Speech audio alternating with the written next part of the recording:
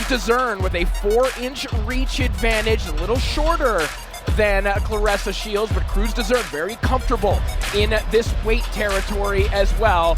Can Crews-Dezurn at 38 years of age score a monumental upset 10 years after their pro debuts together?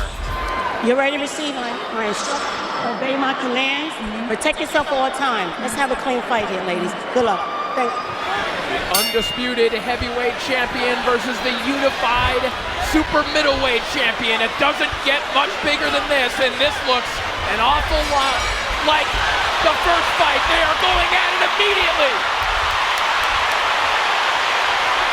I didn't even have time to tell people that Michaela Mayer has joined us in the commentary booth. Ooh, these women are going for it. Big overhand rights by both at the same time. I like that Franchon came right out to the center of the ring, pushed Claressa up against the ropes. Can she do that for all 10 rounds? Oh! Unloading right hands in both directions right now. The issue in exchanges is the hand speed. Claressa Shields has much quicker hands. Big left hook by Shields and a right hand behind it in what has been a firefight of an opening round. Big 4-punch combination from Claressa. Found a good left hook to the body as well. And Chris Mannix, you alluded to this in the opening round, but when Claressa can kind of reduce a fight to a series of timing races like this, she is very difficult to get the best of as she backs Crews-Dezurn up. Oh, good overhand chopping right from Franchon Crews. And it came off.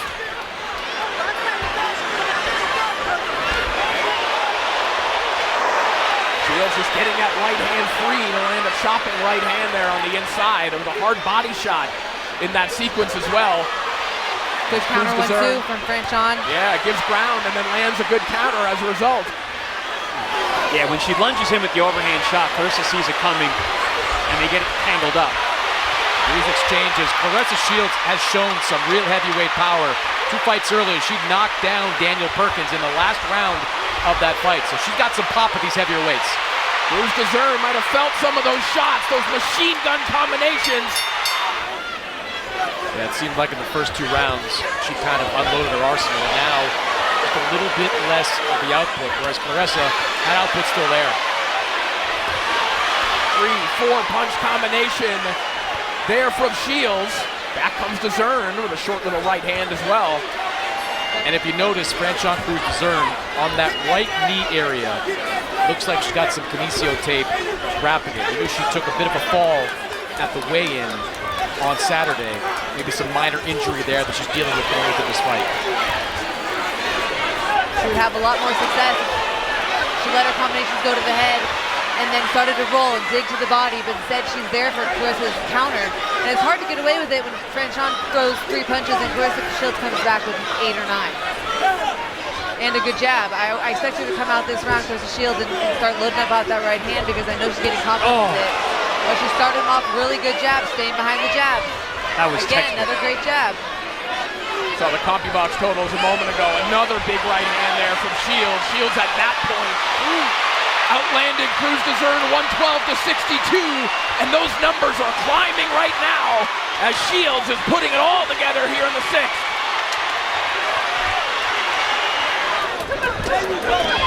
But one thing I really would like, what I think would help her nullify Claressa Shields' attacks is turning. You know, you don't want to stand right in front of someone like Claressa Shields because she'll unleash for 8 or 9, 10 punches. So sitting down the punches, you can see the influence of a John David Jackson on Claressa Shields. John David Jackson preaches power punches. We had a fighter like Sergey Kovalev. It's taken some time, but Claressa is really developing some real pop in her shots.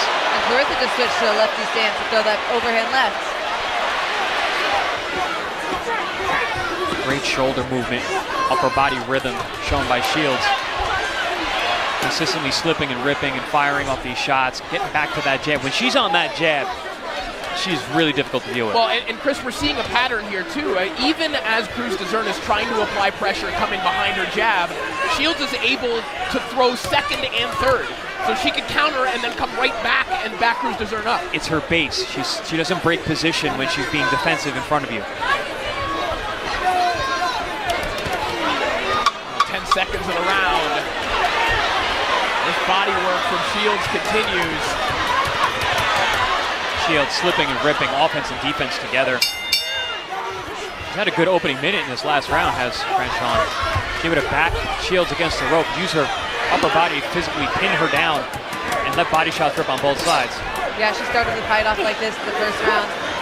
I think that's probably what she should have kept up throughout the mid-rounds, but then again, because she leans in, because she put her weight forward, she really can't get the leverage on the shots. Yeah, she's not generating a lot of power there on the inside like that. Oh, Big right hand over the top from Shields. Just clubbing away on Crews-Dezurn. Franchon's as tough as they come.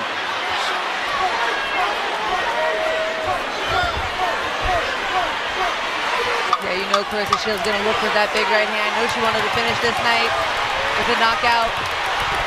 Ooh. But Crews-Dezurn is definitely one of the toughest girls. Ladies and gentlemen, after 10 rounds of action, we go to the scorecards. The judges are in agreement with a unanimous decision. All three judges scored about the same, 100-90. All three in favor of the winner. And still, the undefeated, undisputed heavyweight champion of the world, the greatest woman of all time, Claressa Shields.